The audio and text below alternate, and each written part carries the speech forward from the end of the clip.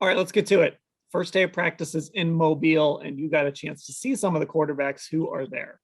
So I'm curious, was there any guy that you kind of came away with and was like, oh, that guy really, I don't know if blew me away is the right word. That's kind of a high bar, but is there a guy that you were like, yeah, I really liked what I saw from that guy? Well, I'm going to be writing a little bit about this this evening, and we're taping this on Tuesday evening.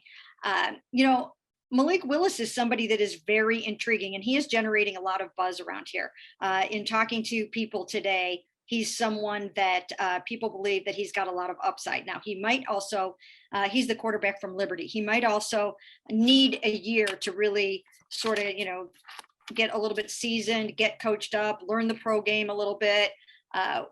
Just get coached and work on the arm, work on working within the pocket. But I talked to somebody today, and they said that Malik Willis reminds them a little bit of a Patrick Mahomes.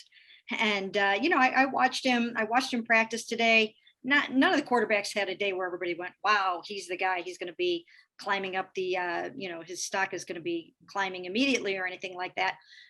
But you could see he's got good mobility. He's got a good, strong arm. There's a lot to like about him. And if you look at him as a developmental project, I think he's somebody that could be intriguing for the Browns. He could also be there at number 13 or maybe even later. But he's somebody that really caught my eye. Now, as far as Kenny Pickett, the best quarterback in the draft, everyone believes that he will be the number one quarterback drafted out of this class. He looked good. He looked smooth. He looked polished. The big concern for him, of course, is his hands. But he's got a lot going for him.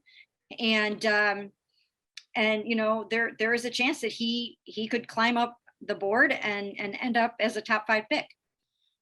Yeah, so Malik Willis is really interesting, sort of like a Trey Lance situation almost. We were just talking about Jimmy Garoppolo. Could you bring him in and kind of make him essentially what would be your heir apparent to Baker Mayfield, whether it's, halfway through the season, a year from now, whatever it is? There's some real options there with a guy like that. Yeah, he's definitely somebody to watch. And I've talked to, 3 or 4 people down here. One personnel director or one personnel executive that I talked to over the last couple of days. He is 100% convinced that Malik Willis is the franchise quarterback out of this draft. So while we will hear more about perhaps Kenny Pickett and maybe some of the other ones in this draft, I come away sort of thinking that Malik Willis is one to watch, sort of the new wave of the future dual threat quarterback. Now, Carson Strong from Nevada, talked to him a little bit today too. He's got a very strong arm. And he actually probably has the best natural arm out of the bunch here. And then in the second practice, I watched a couple of guys, including Sam Howell, and he actually makes some comparisons to Baker Mayfield, and he was asked about that in his press conference afterwards. And he spoke very highly of Baker Mayfield and possibly being compared to him. So I thought that was kind of interesting. So yeah, there are some guys here, but it's not a great quarterback draft year. Actually, next year is supposed to be the deep quarterback draft.